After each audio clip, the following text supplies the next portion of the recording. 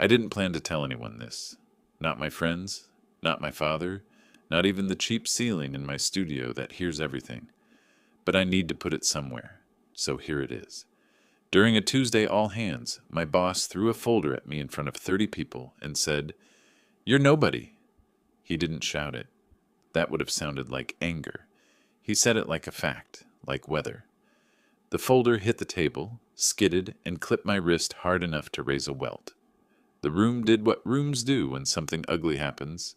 Chairs adjusted, coughs were swallowed, pretended notes were taken. Someone laughed, but the kind of laugh that dies before it finds a throat. I stared at the folder because looking at paper felt safer than looking at faces. My name was on the tab. Blue ink, block letters, Nolan, Ward, nobody. The office conference room looked like every other I've endured. A long table glossy enough to reflect your eyes back in a warped line. A wall of glass facing the hallway so that people feel important, just walking by. A bowl of stale mints no one eats, and a speakerphone at the center waiting like a landmine. It was 9:15. I know because the clock above the TV crawled in. That way clocks do when they're not measuring time. They're pinning you to it. I'd been up since 5.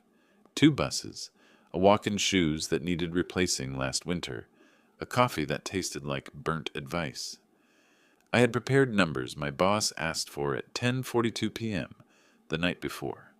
Pipeline variance, year-over-year churn, the boring bread that holds corporate sandwiches together. I built 2 models because he changes his mind mid-sentence. I brought backup printouts because the projector always fails when you need it most. I thought I was covered. 4 years at this company. I'm 32. Job title, Senior Data Analyst. If you read the org chart, spreadsheet guy, if you listen to how people talk when they think you don't matter. I don't hate my work. I hate how it disappears. You build a clean sheet, someone slaps their logo on it, and suddenly it's their genius in a deck with your name gone like a typo. My boss, call him Mercer, makes that disappearing act look like leadership. He's the kind of man who never carries a laptop because his hands are always free to point. Tall in the way that makes small people walk faster around him. Good hair. Shoes quiet as apology. He doesn't say, "I need help." He says, "Make this brand new thing I just imagined by yesterday." And if you do, he tells the VP, he aligned the team around a vision. He collects credit like other men collect watches. So when Mercer slid his attention across me and said, "Numbers," I started my bit. I had practiced to make it clean and fast because he hates context. While I spoke, he leaned back, jaw tilted like he was waiting for a waiter. Halfway through, I mentioned a discrepancy. Small, a rounding issue between finance's forecast and actualized revenue, because finance uses a different cut. He waved his hand. "Stop. Why are you wasting our time?" I explained in 12 words. He breathed out through his nose like I'd just offered him a plastic fork at a steakhouse.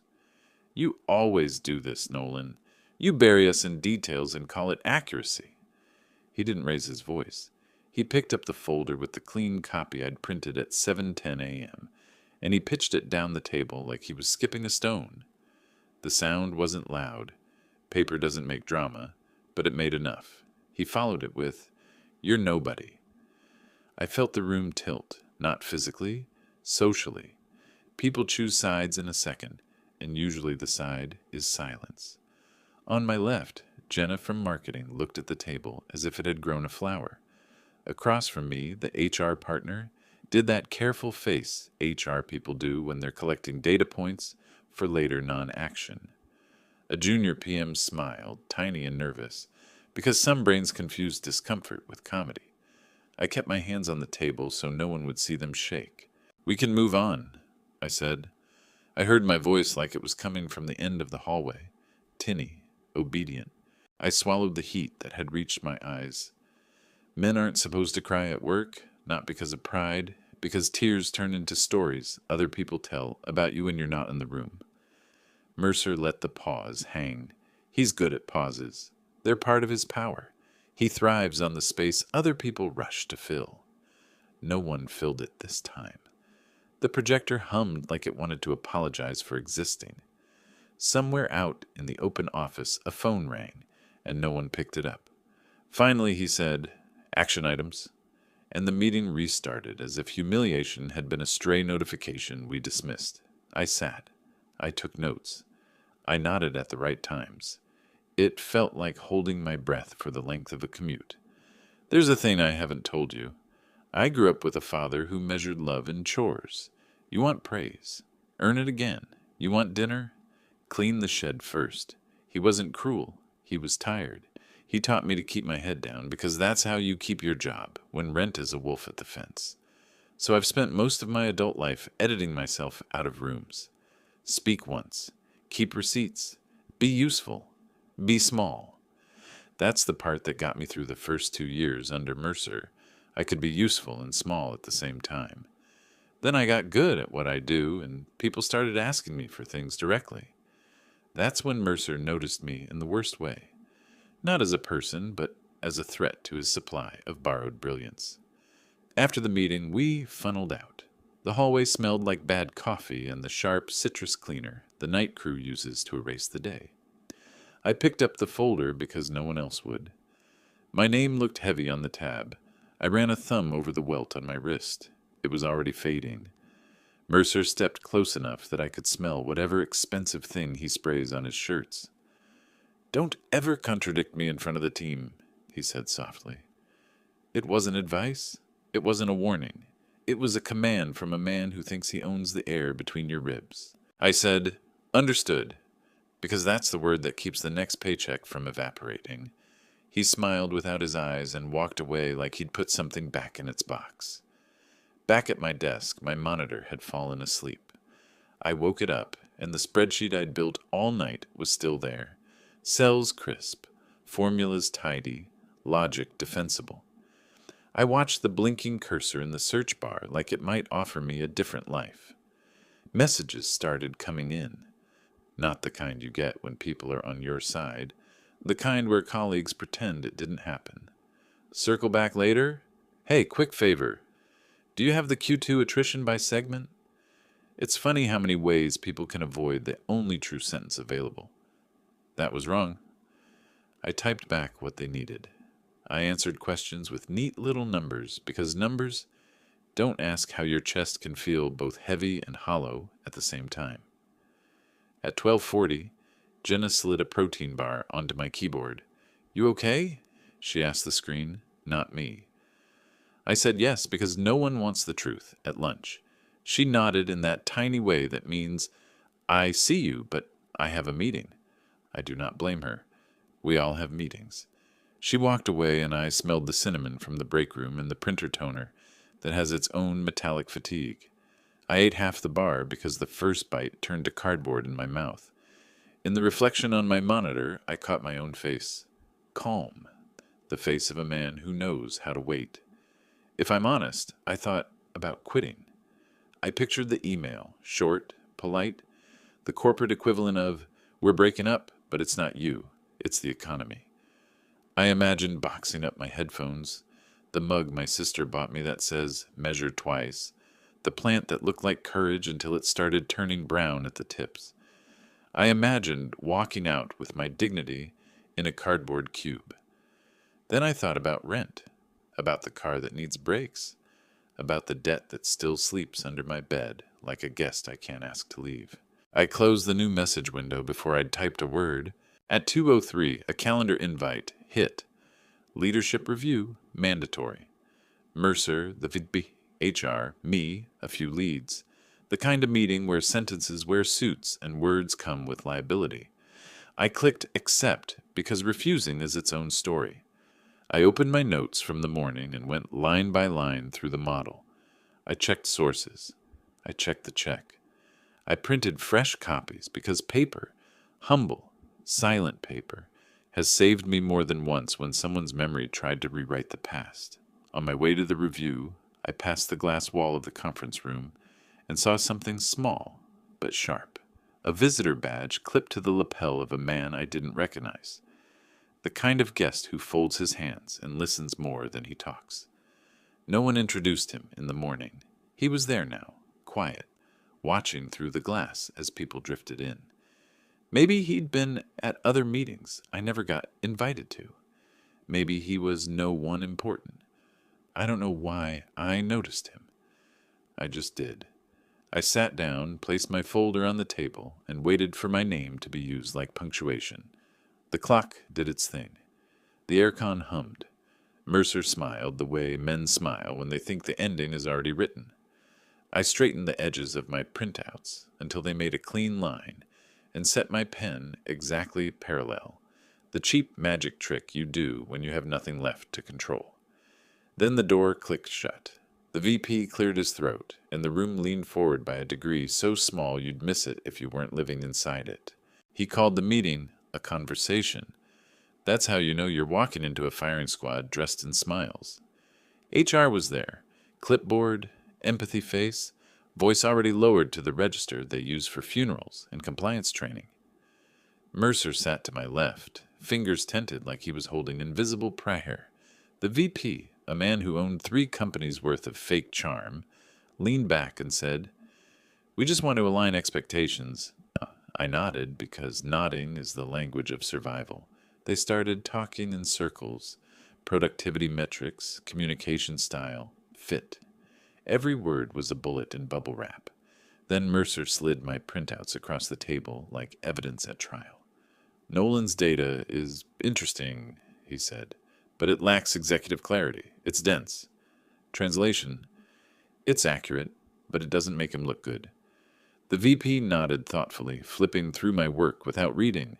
"We value attention to detail, Nolan, but leadership is also about narrative. We can't drown decision-makers in decimals." I wanted to ask if they preferred fairy tales. I wanted to tell them that narrative without truth is marketing, not management. But I didn't. I said, "Understood," again, that cursed corporate prayer. Because you don't win wars with truth when you're outnumbered by people who sell stories. When the meeting ended, Mercer clapped me on the shoulder like he'd just taught me something valuable. "We'll circle back next quarter," he said, and walked out first. HR smiled with pity that felt rehearsed. "Take care of yourself," she whispered. I wondered if that was a warning or a condolence. The rest of the week blurred into polite cruelty. People talked around me instead of to me. My email threads were shorter, CC lists mysteriously smaller. My name started vanishing from slide decks where I'd done the work. I'd pass by clusters of conversations that stopped mid-sentence when I got close. It's a strange kind of loneliness, being visible enough to be watched but not seen. On Thursday, Mercer forwarded an email thread about a client presentation I'd built from scratch. His note at the top read, "Here's the updated deck I've been working on." No mention of me. My file name was still in the metadata. I stared at the screen until the edges blurred. My jaw ached from how hard I was biting it. That night, I stayed late. Not because I had to, but because I couldn't stand the idea of walking home feeling like a ghost. The office at 9 p.m. is different. It's honest.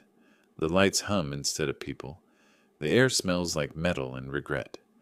I walked to the break room, poured coffee that had been dead for hours, and sat by the window overlooking the parking lot. The city was 1,000 small promises flickering in glass towers, none of them mine. That's when I decided to stop being useful. Not vindictive, not reckless. Just done playing the part of the quiet man who fixes other people's lies. I opened my drive and started pulling files. Not to leak, not to threaten, to protect. Every project, every spreadsheet Mercer had presented under his name. I organized them, labeled them, time-stamped them. Facts don't shout, but they remember. Friday morning, I walked in early. Mercer was already there, pacing, phone pressed to his ear. No, the numbers are clean," he was saying. His voice had that edge, the kind people get when they realize the truth might be arriving ahead of them. He saw me, smiled too quickly, and said into the phone, "I'll have my analyst double-check." Then he hung up. "Nolan," he said, "I need you to redo the Q1 retention models. The VP's asking questions. Keep it consistent with our previous reporting." Consistent. I knew what that meant. Not accurate, consistent. The numbers had to sing the same lie they sang last quarter. He didn't even look embarrassed saying it. I looked at him for a long time, long enough that he noticed I wasn't nodding. "What?" he asked. "Nothing," I said. "Just wondering how consistent you want it to be." He smiled, not catching the edge in my tone. "You'll figure it out. You always do." When he left, I opened the reports. There it was. A pattern small enough to miss if you didn't live inside the numbers. Revenue inflated by a steady 3.2% each quarter. Always in Mercer's accounts. Always just enough to make him look like the savior of the department. For years, I'd assumed the data was messy, that finance was slow. But now, staring at those figures under fluorescent light, I realized it wasn't mess. It was method. Mercer had been cooking the books, just slightly, just cleverly, and he'd been using my models to do it. My pulse hit my throat, not from fear, from clarity. I checked timestamps, backups, old drive links.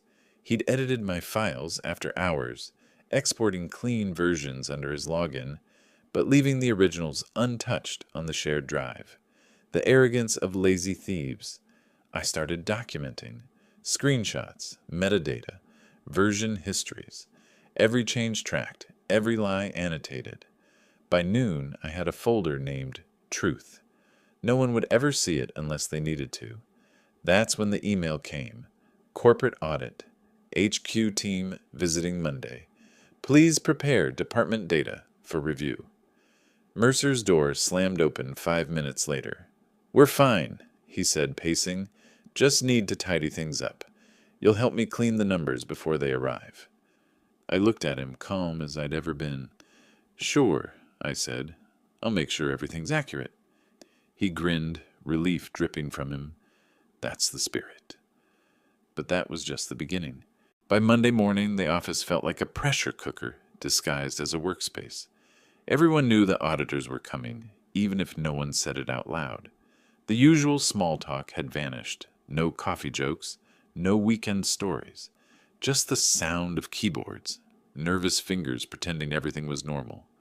Mercer showed up in a suit that looked more expensive than usual, the kind of armor men wear when they know the wolves are close. He walked into my cubicle, dropped a USB drive on my desk, and said, "The files you'll hand to the auditors are in there. Review them. Delete anything that might cause confusion." He didn't wait for my answer. He never did.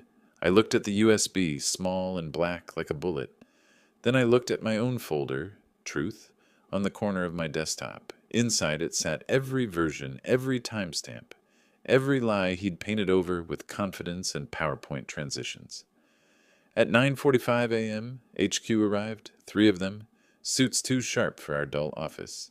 The lead auditor, a woman named Harper, smiled like someone who had seen every type of fraud in the book. Mercer greeted them like an old friend.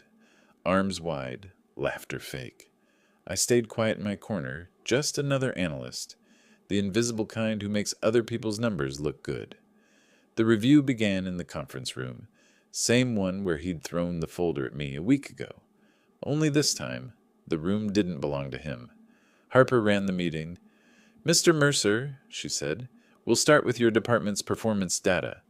Could we have your analyst walk us through the details?" His eyes flicked to me, fast, sharp. "Nolan's got it," he said, forcing a smile. "He's the numbers guy." For a moment, I could taste the irony. I stood, plugged in my laptop, and projected the dashboard.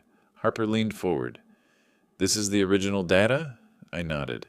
"Directly from our systems." Mercer interrupted, his voice a notch too high. "We've cleaned a few inconsistencies for clarity." Harper raised a hand. "We prefer inconsistencies. They tend to tell stories." He sat back, his smile cracking a little. I began explaining the model. Every metric, every quarter, every subtle 3.2% adjustment that had magically improved revenue under his leadership. Each slide was a quiet accusation, each cell a fingerprint. When I finished, Harper didn't speak right away. She clicked through the data again, her eyes narrowing. "These adjustments Are they your work, Mr. Mercer? He laughed lightly. It's a team effort. We iterate. I see. She turned to me. Mr. Ward, could you please email me the raw versions? Time-stamped, preferably. I felt Mercer's glare burn through the air. Of course, I said. I've already prepared them. Harper smiled faintly, just enough to signal she'd read the subtext. When the meeting ended, Mercer followed me into the hallway. His voice was low, venom wrapped in calm. What the hell do you think you're doing? Answering questions, I said. I told you to stick to the reviewed files. I did. The reviewed ones didn't match reality. He took a step closer, jaw tight. You're playing with fire, Nolan. You think these people care about you? When this blows up, they'll cut everyone involved. Then I guess you'll be first, I said quietly. Something flickered behind his eyes. Panic, or maybe recognition. He opened his mouth, but Harper walked by, phone in hand, nodding politely to both of us. Mercer straightened, adjusting his suit. We'll talk later, he muttered, and left. That afternoon, the auditors camped in his office. I watched through the glass as Harper and her team combed through every file, every email, every report. By 3 p.m., Mercer stopped smiling. By 4, he stopped talking. By 5, security escorted him out. No shouting, no scene. Just a silent walk through the cubicles, while the office pretended not to look. He passed my desk without a word. I didn't meet his eyes. There was nothing left to say. When the door closed behind him, a strange quiet settled over everything. Not relief, more like disbelief, the kind that hangs in the air after a long storm. People started whispering again, not about him, but about me. The guy who'd been nobody last week, the one who'd sat still, taken the hit, and somehow made the walls shake anyway. I didn't celebrate. I just packed up my things slowly. The desk looked different in the low light, cleaner, lighter. I could finally see the wood grain under all the reports. That night, I walked home without headphones for the first time in months. The city noise felt like breathing again. Somewhere between the crosswalk and the bus stop, I realized something simple and brutal. I hadn't destroyed him. He'd done it himself. Still, there was a strange aftertaste. Victory doesn't taste like you think it will. It's not sweet, it's quiet, heavy, almost cold. At home, I opened my laptop one last time. Harper had emailed me. We've concluded our review. Thank you for your cooperation. Your integrity is noted. Below it was a sentence I didn't expect. Expect changes soon. Keep doing what you do. I stared at the screen until the words blurred, then leaned back in my chair. The room was dark except for the glow of the monitor, the same glow that had kept me company on too many sleepless nights. I didn't know it yet, but that decision, keeping the truth, refusing to play his game, would cost them everything. 3 weeks later, the company felt like it had shed its skin.